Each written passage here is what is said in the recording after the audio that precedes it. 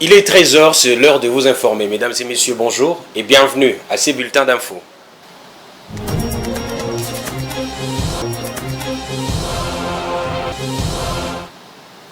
Commençons ces bulletins avec une brève. La Cour constitutionnelle confirme le Félix Tshisekedi, président de la République pour un deuxième mandat à la tête de la République démocratique du Congo. C'était hier mardi 9 janvier que l'a rendu son arrêt portant sur le résultat définitif de cette décision confirmant la victoire du cinquième président de la République démocratique du Congo. Il faut souligner que la décision de la Haute Cour réconforte le résultat provisoire de la CENI pour la présidentielle. Des résultats qui ont donné Félix Tshisekedi vainqueur avec 73,34%, mais un peu revu à la hausse avec 73,47%. Restons dans ces chapitres d'élection. Les institutions bancaires du monde se réjouissent de la réélection du président Félix Tshisekedi à la tête de la République démocratique du Congo. La parole est au président de la Banque africaine de développement, Akinwumi Adesina, qui promet l'accompagnement de son institution au deuxième quinquennat du chef de l'État. Deux amples détails avec des données Bonaï. Le président de la Banque africaine de développement, Badansig, a félicité lundi 8 janvier dernier le président Félix Tshisekedi pour sa brillante réélection à la tête de la République démocratique du Congo. La parole est au président de la Banque panafricaine, Akinwumi Adesina, qui promet l'accompagnement de son institution au deuxième quinquennat du chef de l'État en ces mots. Félicitations au président Félix Tshisekedi, mon cher frère et ami, pour votre réélection à la présidence de la République démocratique du Congo. Vous pouvez compter sur le soutien du groupe de la BAD pour le développement accéléré de la République démocratique du Congo, écrit-il sur X ex-Twitter. Fin de citation. Il s'est de noter que depuis son avènement à la présidence de la BAD, Akinwumi Adesina reste très engagé pour un changement positif de l'Afrique. Le ministère de Finances a rendu publique sa stratégie nationale d'inclusion financière. Contenue dans un document de plus de 100 pages, cette stratégie vise à augmenter l'accès de populations aux services financiers. Le but à terme est de réduire la pauvreté et enclencher le levier du développement. Mais quelles sont les clés sur lesquelles devrait s'appuyer le gouvernement congolais pour réussir l'inclusion financière? Albert Kabeya, économiste spécialiste de l'économie numérique, répond. Il a été joint par Patrick Ilunga.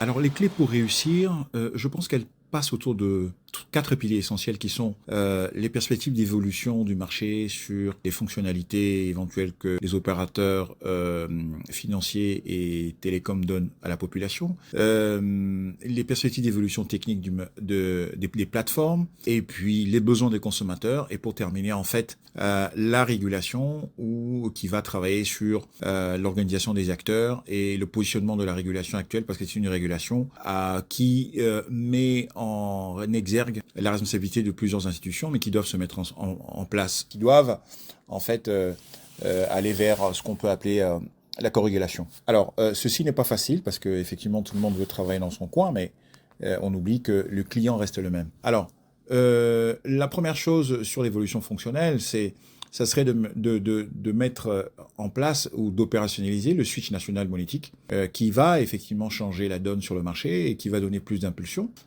qui va permettre effectivement de là, et on aimerait bien que l'opérationnalisation du switch national monétique au niveau de la banque centrale se mette en place pour donner vraiment le coup d'impulsion nécessaire pour que les taux d'inclusion financière puissent changer, qu'on puisse passer de 38,5% à 55%, qui est la moyenne au niveau de l'Afrique subsaharienne. Alors, pour la partie évolution technique, au vrai sens du terme, pour tout ce qui est pour tous les acteurs, que ce soit les institutions financières ou les institutions télécoms, il va falloir effectivement derrière qu'on puisse regarder les aspects sécuritaires, donc l'application de certaines normes techniques qui permettent effectivement de pouvoir protéger les transactions, superviser les transactions pour éviter qu'il y ait des solutions qui soient contre le marché, et aussi la montée en compétence effectivement des personnes qui sont dans ce secteur au niveau de tous les opérateurs. Quand je parle d'opérateurs, je parle des institutions financières, de toutes les institutions financières et les institutions effectivement de télécom ou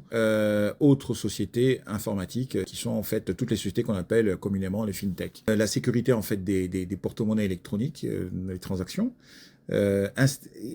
pour donner en fait un service beaucoup plus résilient qui permet de donner plus de confiance et puis un écosystème qui protège tout simplement les droits des consommateurs.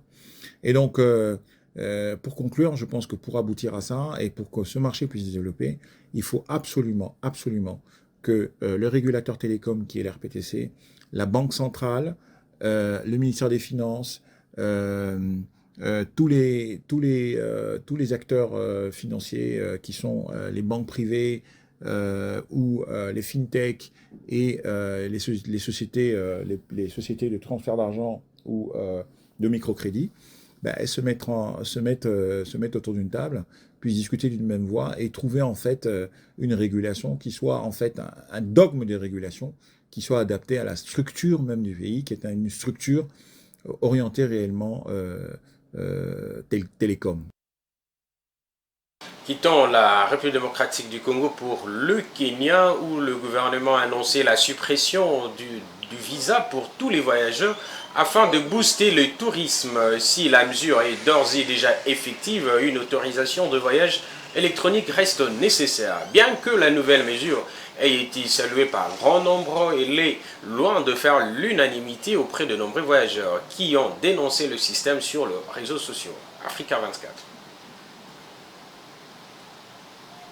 Pour stimuler son activité touristique, le Kenya a supprimé les formalités de visa pour tous les voyageurs, quelle que soit leur nationalité. En vigueur depuis le 1er janvier 2024, la nouvelle mesure est loin de faire l'unanimité auprès de nombreux voyageurs. Plusieurs voyageurs ont dénoncé le système sur les réseaux sociaux. Selon les autorités kenyanes, près de 10 000 personnes ont demandé une autorisation électronique de voyage, mais seulement plus de 4 000 dossiers ont déjà été traités. Nous comprenons que dans un premier terme, du fait de la résistance naturelle au changement, il demande d'avoir une autorisation de voyage électronique qui va être présentée à la compagnie aérienne embarquante uniquement, pas aux autorités kenyanes à l'arrivée. On est dans un monde où les pays qui auront compris la nécessité d'ouvrir les frontières prendront plus d'avance sur les autres. La nouvelle disposition pénalise toutefois des ressortissants de plusieurs pays qui étaient jusqu'ici exemptés de visa pour la destination Kenya, les ressortissants d'une cinquantaine de pays,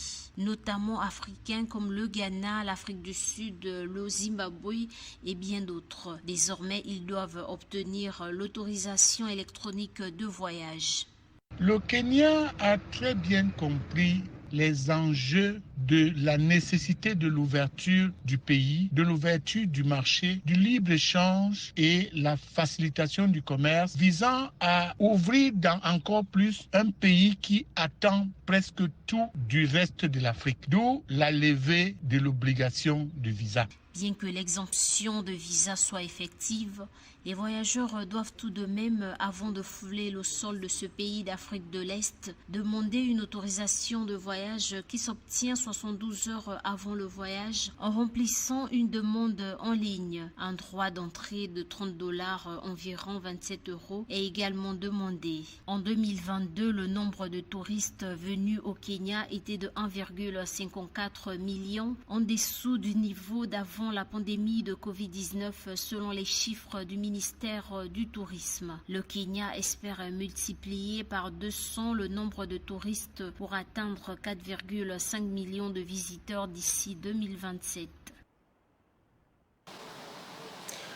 Voilà, c'est la fin de ces bulletins d'infos. Mesdames et messieurs, merci pour votre aimable attention. Restez branchés sur le programme de Géopolis TV. La grande édition, c'est à 19h30 et je serai là pour vous informer.